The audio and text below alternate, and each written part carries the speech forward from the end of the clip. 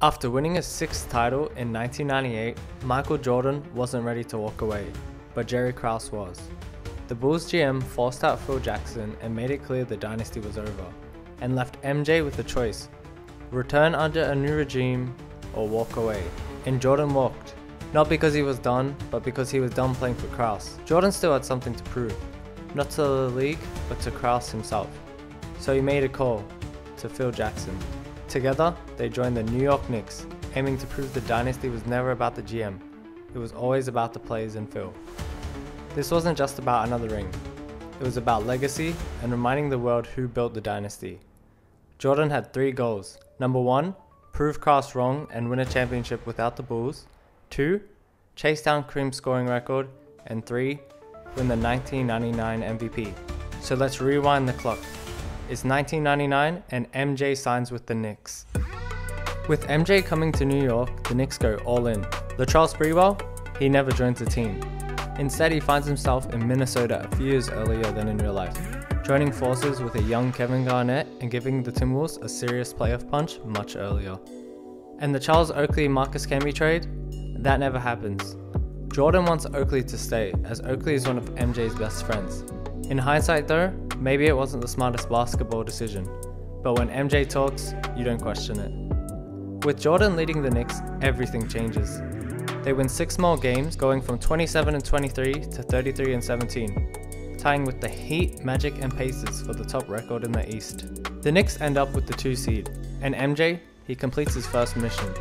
27 points per game with elite defense and leadership, he wins the MVP, proving to the world that even at 36 years old, he's still the best player on that planet. And that 27 points per game led the entire league. Jordan took home another scoring title to add to his already ridiculous resume. In the first round, fate had a sense of humor. The Knicks go up against the Detroit Pistons, led by none other than Grant Hill, the man who was supposed to be the next MJ. You already know what happened next. Jordan locked in, took the matchup personally, and made a statement. The Knicks take the series 3-1, and Hill walks off the court knowing he would never be able to fill those shoes. Next up was Knicks vs Pacers, that fierce Eastern Conference rivalry. But this time, the Knicks have Michael Jordan, and that's the difference. The Pacers fight hard, take 2 games, but ultimately, MJ rises above and New York advances in 6. Now it's the conference finals. In real life, the 8th-seeded Knicks upset the Heat in 5. This time, it's the 2-seeded Knicks vs Miami once again. But now with MJ in the mix, it's no surprise it's the same result. The Knicks close it out in 6, and MJ in his very first year back returns to the NBA Finals with no Scottie Pippen and no Jerry Krause, just Michael and Phil. But now comes the real test, the San Antonio Spurs, a team built on defense, discipline, and one of the most dominant duos in the league, Tim Duncan and David Robinson. Game 1 and 2 in San Antonio was all Spurs. They protected their home court. Duncan dominates and the Knicks go down 0-2. But Jordan, he wasn't fazed. In games 3, 4 and 5 in New York, he turns the Garden into his stage. The Knicks win all 3. It's 3-2 and Jordan is 1 win away from going 7-0 in the NBA Finals. But the Spurs aren't done. Game 6 back in San Antonio is a blowout. The Spurs clamp down and hold MJ to 17 points. The Knicks get smacked. And just like that, we're heading to Game 7. The first game in 7 in MJ's finals career. It's a battle. Duncan is dominant, the Spurs defense is swarming, and yet again, Jordan as always, is different. With the game on the line, he does what he's done his whole career. He takes over, 35 points, with mid-range daggers and lockdown defense. The Knicks win and Jordan goes 7-0 in the finals. And more importantly, he proves once and for all it wasn't Krause. It was always him. Playing in the Garden felt right for MJ, and despite completing his goals, he didn't want to retire just yet. He wanted to run it back with Patrick Ewing again, but a major problem arose. Phil Jackson. He had agreed to a 1-year deal with the Knicks, and MJ assumed he would want to stay after winning the chip. But Phil saw the writing on the wall and left the Knicks to join the Lakers. MJ, feeling betrayed, vowed to stop the Lakers from winning a championship. He took Phil leaving personally as a betrayal, and now he wanted to prove that it wasn't Phil either, it was him. They won 5 more games than the previous year, and MJ averaged 25.7 points per game. They secured the 2nd seed. In the first round, they faced off against the Bucks led by Ray Allen, but he posed no challenge. The Knicks swept them. The next 2 rounds were against the Pacers and Heat, and just like last year, they won both, though Indiana did push them to Game 7 in the conference finals. So we got what everyone wanted. Lakers vs Knicks, Jordan vs Kobe, Jordan vs Shaq, and Jordan vs Phil. The most hyped NBA finals of all time. Would MJ be able to take down the two young stars and prove no one could ever take his crown? Or would someone finally dethrone him? Game 1 in LA was a shock. Kobe held MJ to just 14 points, the lowest scoring finals performance of his career. Shaq dropped 40 in a blowout. In Game 2, MJ bounced back with 32, but Shaq outplayed him again, 35 points and total domination inside. Game 3, not wanting to go down 3-0, MJ left it all on the court, dropping 55 points to give the Knicks a narrow victory. But at 37 years old, he had nothing left in the tank. The Lakers blew out the Knicks in the next 2 games, dethroning MJ once and for all. Phil Jackson had handed MJ his first final loss, dropping his record to 7-1.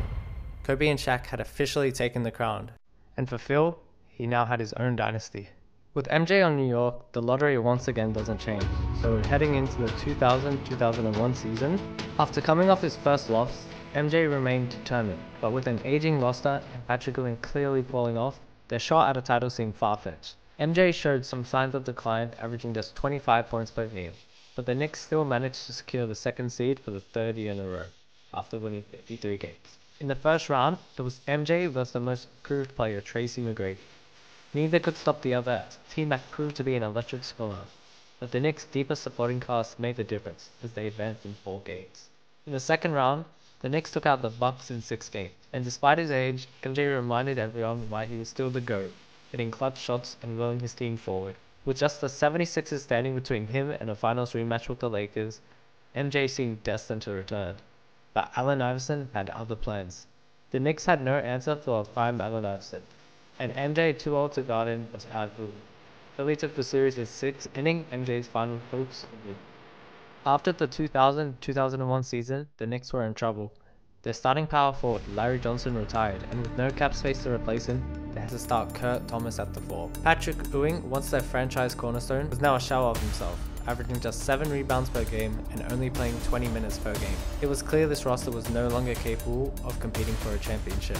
The Knicks' decline was evident, as they lost 14 more games, finishing the season with a 41-41 record. Michael Jordan, still trying to carry the team, averaged 23.8 points per game, but age and injuries were starting to take their toll. He only played 61 games, a far cry from his peak. This team barely managed to clinch the 8th seed, and the reward was a matchup with the highly powered New Jersey Nets led by Jason Kidd. The Nets' firepower proved too much for the Knicks, and despite MJ's best efforts, they couldn't overcome the young, explosive team. The Nets won the series 3-1, as MJ wasn't going to let them be swept. The Knicks' time as contenders had clearly ended, and the writing was on the wall. It was time for a rebuild. But that rebuild, it would have to wait, because Michael Jordan had one last season left in him, and he made it clear that this was it. The final ride, the goal, Kareem's all-time scoring record. But to get there, MJ would need to average 28.7 points per game and play all 82 games. And he did play all 82 games at 40 years old. But the scoring just wasn't there anymore. He put up 21.7 points per game, with Allen Houston quietly stepping into the lead scoring role at 22 a night. The rest of the roster was gone. Patrick Ewing retired last year, and Mark Jackson, their point guard, left. It was basically just MJ and Houston trying to hold things together with duct tape. Somehow, some way, they still managed to claw their way into the playoffs, winning 42 games and grabbing the 8th seed. MJ wasn't going out missing the playoffs. That just wasn't in his DNA. But the basketball gods had one more twist. The first-seeded Detroit Pistons were waiting. The same franchise that bullied MJ in the 80s, the same team that made him earn everything, and now they were the ones to slam the door shut. No mercy, no farewell miracle, just a cold-blooded sweep. Michael Jordan's career began in a heartbreak against Detroit, and fittingly, it ended the same way. A poetic finish to an illustrious career. Do you guys think this enhances Jordan's legacy, proving he could win without it? Or do you think going 7-1 removes that perfection from him? Let me know down in the comments below. Thanks for watching.